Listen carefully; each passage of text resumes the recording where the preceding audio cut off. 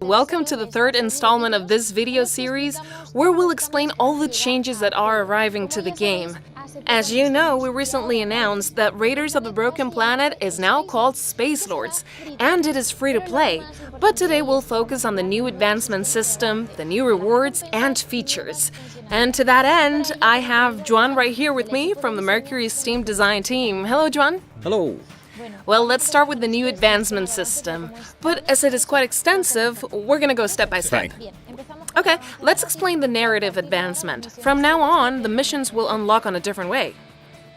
Now that all players have access to all campaigns, all missions and all content in Spacelords, they start playing one campaign for the first time, progressing through it in a linear fashion and unravelling the story, and upon completing it, they will decide which campaign to play next, until they complete all 4 campaigns the game has for now. They will also find some of the more advanced missions have minimum level requirements to access it, or maybe demand you obtain a certain score to access the next one and progress through the story. Players who previously owned one campaign before all these changes will of course have all missions unlocked and playable from beginning to end. And what will become of the solo mode? We've changed the name of solo mode, and now it's called training mode. Players will be able to practice with new characters and master the mission's mechanics. But to access that, they first need to earn some medals. For each successful mission they play online, they will obtain a medal.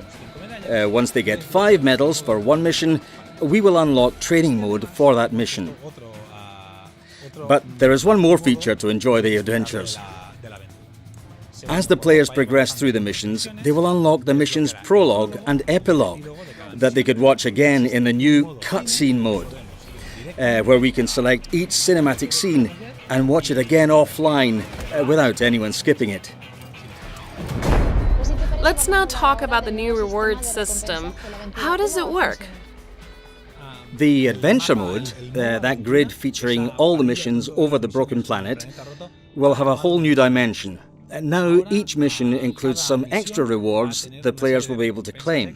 You select a mission, play through it and get the reward. You will notice a countdown that indicates the time you must wait for a new reward to appear. This is the way you unlock new blueprints, extra gold rewards, etc. This is the new way to obtain special new rewards like blueprints. Now we won't find a given blueprint in a mission attached to a certain probability to drop. If a player wishes a new blueprint, they just need to select a mission with a special blueprint reward, and after completing it, they will always have the chance to get a blueprint for the character they have played it with. Once the blueprint appears, there will still be a draw, but this draw is individual. You won't compete with other players for the prize. Great. And finally, we also have news regarding the affinity, right?